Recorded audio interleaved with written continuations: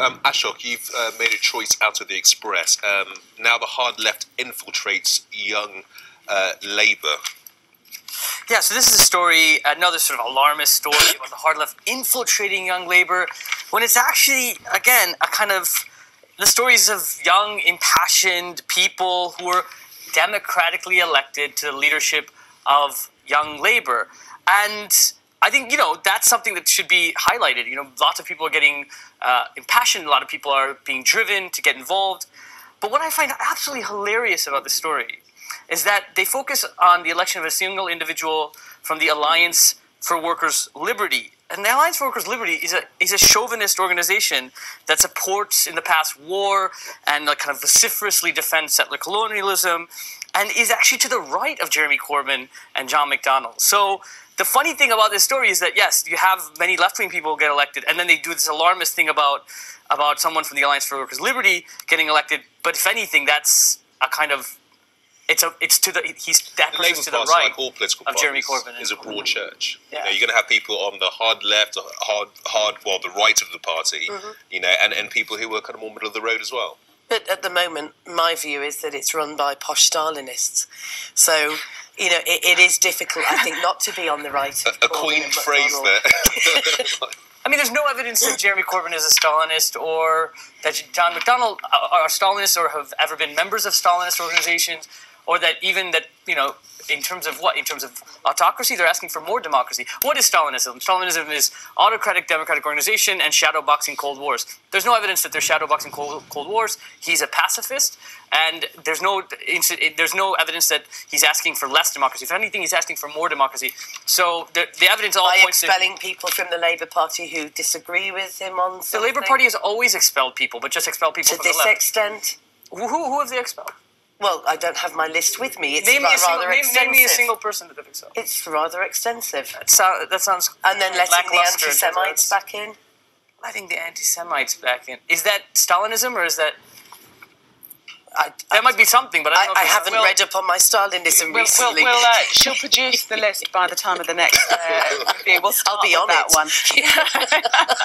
Yeah, possibly right at the top. Ashok, you chosen this story in the Times. Yes. We saw the protests involving lecturers over the was it last week or the week before? Well, it started the week before, it was last week, and then it's continuing. I'm a lecturer, I'm a striking lecturer. Academic, this is a story about a number of students, because they're paying £9,000 fees now. They're asking for refunds, and the vast majority actually are saying we support our lecturers. We want our universities to be held accountable, and that's the same with and KCL, King's College London, sort of broke ranks and is now saying that they will redirect money that they save on the strike towards giving students refunds. I mean, it does treat students as sort of consumers, which is kind of a problem, but then also it's definitely a problem. Why is that a problem? It's a problem because universities aren't a factory, and students aren't, and education isn't a commodity, and students aren't consumers. Education. Really? Well, you expect a degree at the end of your course. But £9,000 a fees, I'm not surprised that that's what it's become. I mean, ideally we'd had free education like we did 12 years ago, and have more access and maintenance grants, and working class students would have education maintenance allowance. But maybe that'll happen in the near future. My issue, I guess, with this article is also that, unsurprisingly, the Times then says that some students were called scabs for crossing picket lines. There's really an easy solution to that. Don't cross a picket line.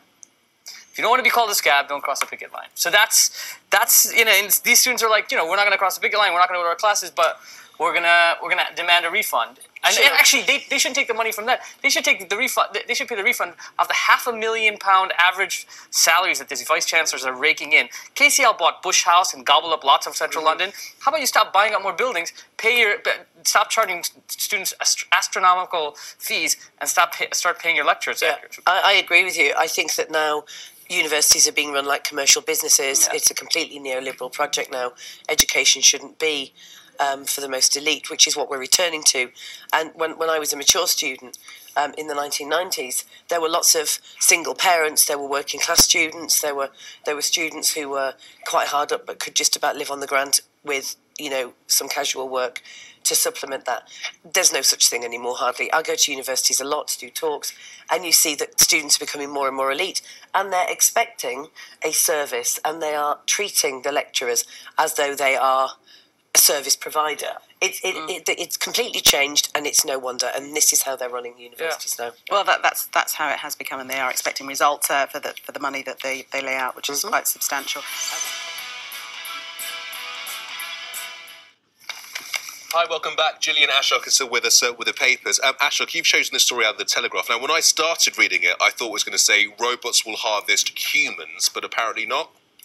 Well, that's what it might end up being. But for now, they're trying to create, I mean, it really speaks to the sort of crisis that's happening with labour post-Brexit in, particularly in agriculture because it's labour intensive. So they're trying to come up with ways, especially to do the kind of work that humans did before or humans do now.